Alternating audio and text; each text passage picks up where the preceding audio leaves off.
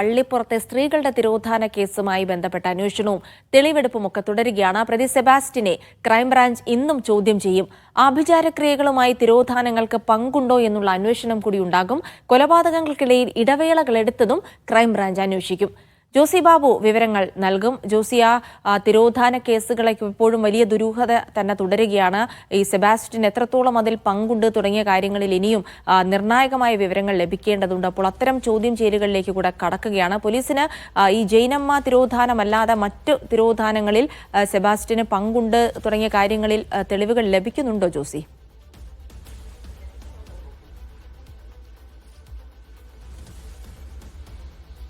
Good morning Jilsy. ഈ ചേർത്തല പള്ളിപ്പുറത്തെ 4 സ്ത്രീകളുടെ തിരോധാനവുമായി ബന്ധപ്പെട്ടുകൊണ്ട് ഉള്ള ക്രൈംബ്രാഞ്ച് അന്വേഷണം പുരോഗമിക്കുകയാണ്. ഈ കേസുകളിൽ അടിമുടി ദുരൂഹത തുടരുന്നുവെന്നാണ് അന്വേഷണ സംഘം വ്യക്തമാക്കുന്നത്. ഈ മാസം 12 വരെയാണ് സെബാസ്റ്റ്യൻ ക്രൈംബ്രാഞ്ചിന്റെ കസ്റ്റഡിയിലുള്ളത്. ഈ കാലയളവിൽ പരമാവധി സെബാസ്റ്റ്യനിൽ നിന്ന് വിവരങ്ങൾ ശേഖരിക്കുക, അതോടൊപ്പം തെളിവുകൾ വെച്ചുള്ള ചോദ്യം ചെയ്യലുമാണ് അന്വേഷണ സംഘം നടത്തുന്നത്. ഇപ്പോൾ പ്രധാനമായും ക്രൈംബ്രാഞ്ച് അന്വേഷിക്കുന്നത് കൃത്യമായ ഇടവേളകളെടുത്താണ് ഓരോ സ്ത്രീകളിലെയും കാണാതായത് അല്ലെങ്കിൽ അവർ കൊല്ലപ്പെട്ടത് എന്നുള്ള നിഗമനത്തിലേക്ക് അന്വേഷണ സംഘം എത്തുന്നുണ്ട്.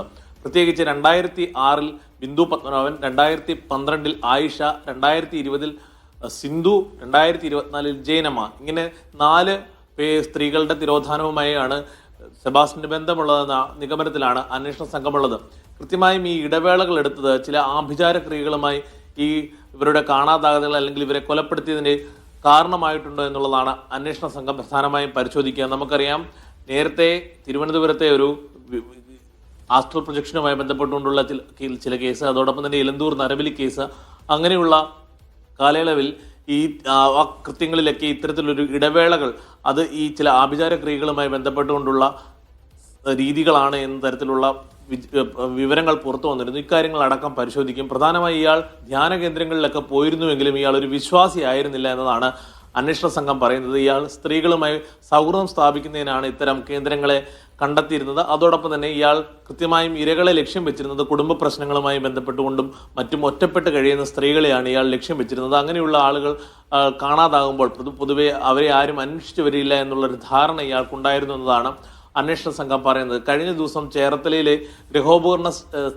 വിൽപ്പനശാലയിലെത്തി അന്വേഷണ സംഘം തെളിവെടുപ്പ് നടത്തിയിരുന്നു. അവിടെ നിന്നും ഇയാൾ ഒരു ഫ്രിഡ്ജ് വാങ്ങിയിരുന്നതായാണ് അന്വേഷണ സംഘം പറയുന്നത്. പ്രത്യേകിച്ച് ഈ വല്ലപ്പോഴും മാത്രം പോകുന്ന പള്ളിപ്പുറത്തെ വീട്ടിൽ ഇയാൾ എന്തിന് ഫ്രിഡ്ജ് വാങ്ങി ഉപയോഗിച്ചു എന്നതാണ് ആ സംശയത്തിലേക്ക് എത്തിയത്. അതോടൊപ്പം തന്നെ നേരത്തെ ഞാൻ സൂചിപ്പിച്ചതുപോലെ കൊലപാതകങ്ങളുടെ ഇടവേളകളിൽ മാംസവും രക്തവും മറ്റും സൂക്ഷിക്കുന്നതിനായി ഇയാൾ ഈ ഫ്രിഡ്ജ് ഉപയോഗിച്ചിരുന്നു എന്നതാണ് അന്വേഷണ സംഘം പ്രധാനമായും പരിശോധിക്കുന്നത്.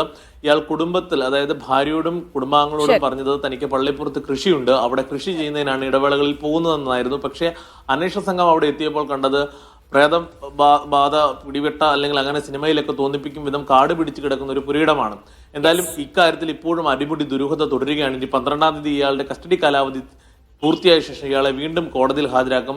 ഇനിയും ആവശ്യമെങ്കിൽ കസ്റ്റഡി ആവശ്യപ്പെടുവാനുള്ള സാധ്യതയാണ് അന്വേഷണ സംഘം മുന്നോട്ട് വെക്കുന്നത്. ശരി ജോസി, എന്തായാലും തിരോധാന കേസുകളുമായി ബന്ധപ്പെട്ട സെബാസ്റ്റ്യന്റെ ചോദ്യം ചെയ്യൽ തുടരുകയാണ്. വലിയ ദുരൂഹതകൾ നിലനിൽക്കുന്നുണ്ട്. ആഭിചാര ക്രിയകളുമായി ഈ കൊലപാതകങ്ങൾക്ക് ബന്ധമുണ്ടോ തുടങ്ങിയ കാര്യങ്ങൾ വരെ ക്രൈംബ്രാഞ്ച് അന്വേഷിച്ചുകൊണ്ടിരിക്കുകയാണ്. എന്തായാലും